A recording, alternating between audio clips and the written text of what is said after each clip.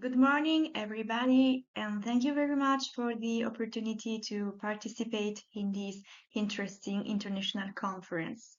The title of our topic, our presentation, is Emotional Sustainability, a Sociological Approach. I am Ilaria Iannuzzi. I'm from 𝗓𝘗𝐻 Sapienza University of Rome, Italy, and this is a joint work with Professor Roberta Iannone of Sapienza University of Rome in Italy. Smartness and sustainability. Just to introduce our topic. Smartness and sustainability are two concepts that are now widely used both on a scientific level and in public debate. As is well known, they allude to different dimensions, but which often intertwine with each other. If we asked 10 different people what smartness means and what sustainability means, we'd probably get 10 different answers with some similar content. This happens because it is in both cases container expressions. Expressions, that is to say, that indicate a multiplicity of contents and aspects, very often linked to each other. So analyzing these two concepts, we realize how much they are, for the most part, two sides of the same coin. There is no sustainability that is not also called to be smart, and there is no smartness that does not have to be sustainable at the same time. Smartness, in particular, considers sustainable use of resources, environmental and human, for example, as sustainability is facilitated in its realization by a smart use of that resources. Leaving aside defining issues that we do not have time to define here, this presentation intends to focus on the role of emotions as a trade union between the dimension of smartness and that of sustainability. I will start by analyzing emotions in relation to smartness, then the emotions related to sustainability, and finally, I will try to outline some critical conclusions regarding the potential of emotions as a strategy. Emotions for smartness. Emotions can play a fundamental role. They guide action, relationships, daily behavior. They can therefore have an impact on smart actions as well as on sustainable actions. In particular, the role of emotions is evident in Smart City, which assumes the more meaning, the more it is able to involve them emotionally. This is not a new sphere for the life of the city. Just think of how certain architectures were designed and built more for the emotions, his amazement, fear, admiration, and so on, than for their functional dimension. For example, the castle of the Middle Ages or the Baroque churches and palaces. This kind of thought in the Western Enlightenment tradition has been relegated to a secondary position, conditioned by the affirmation of the primacy of reason.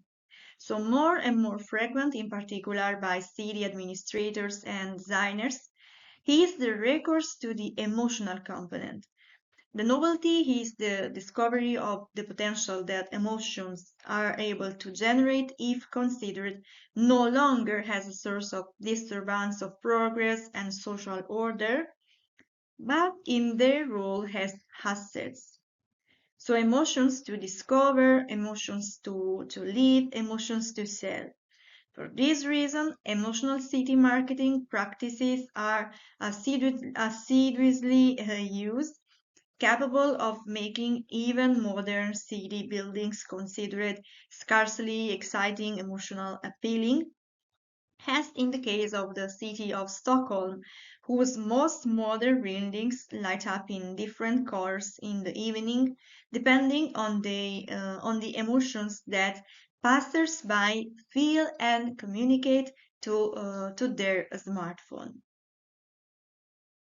Several researches highlight how emotions are central to communication processes for sustainability, from decision in the food field, as we will see shortly, to the knowledge of environmental issues from which it emerges, how their perception of the environment itself changes depending on the emotional resonance possessed by the element being considered. It is not the case if the greatest environmental concerns are connected to what is conspicuously ugly, dirty, neglected, like a road full of waste, rather than air pollution in general.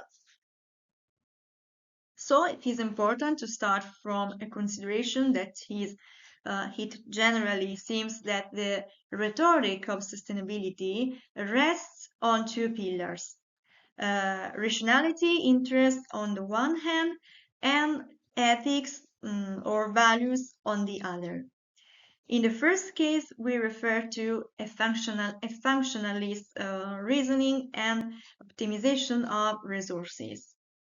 On the other hand, an appeal is made to the value dimension, that is to say, it is not right, it is not responsible, for example, the ethical dimension.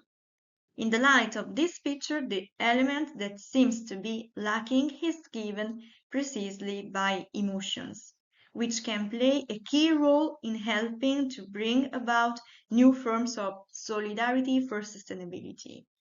And this seems even more relevant given how highly emotionally focused our society are. The concepts of sensationalist or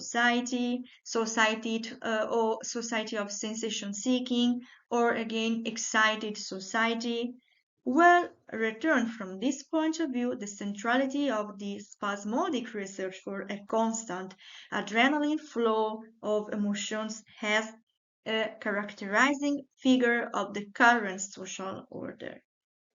So one of the crucial points, however, is try to understand how the emotions used are only sensationalist, for example, fear, or even more constructive, for example, trust, loyalty, and so on.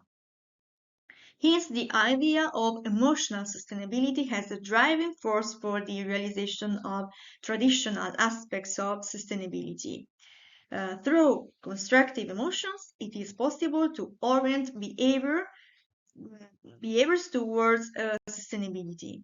It is in other words, the recognition of the importance of the role of emotions in the transformation of one's actions in the direction of greater sustainability. A practical example can help to better understand how emotions can be used to generate a change in the behavior of social actors.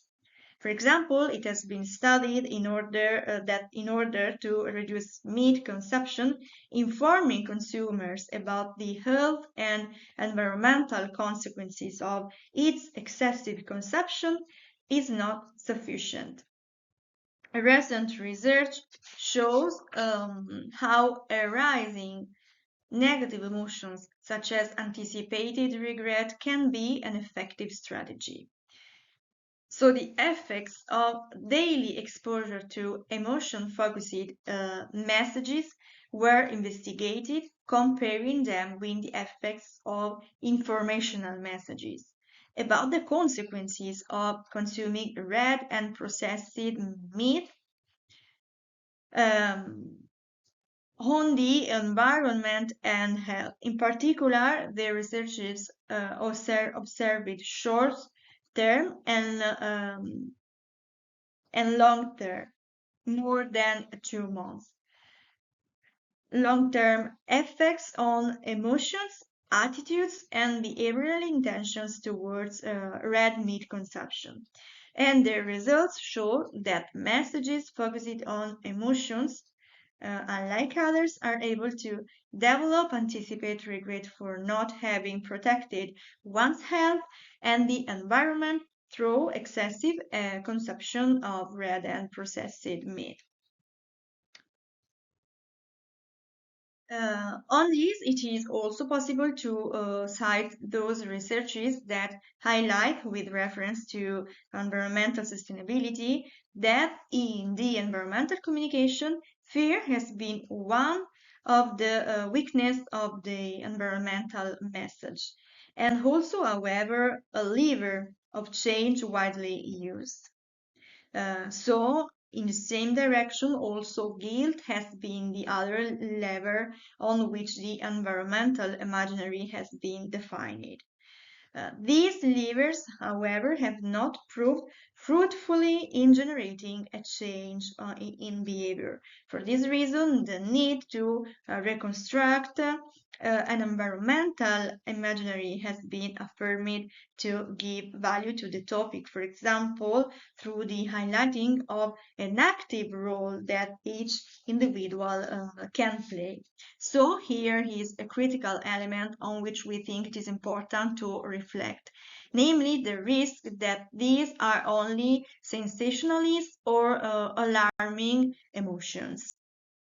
So just to conclude, um, in light of what has been analyzed so far, perhaps it is possible to recognize an important role to the emotional component for the realization of smartness and sustainability as a tool capable of representing a valid alternative to the rationality interest pillar on the one hand and to the ethics value pillar on the other, provided, however, that it is not only sensationalist emotions, but of real constructive emotions. So we say this with the awareness that it is, of course, a topic still to be explored, and with the multiple scenarios can be prefigured, with respect to which, therefore, an in-depth and prolonged analysis will be necessary, able to give us back if, how much, and how emotional sustainability can actually represent a driving force for the sustainability to occur. So thank you very much for your attention. We are available on our email addresses. Thank you again.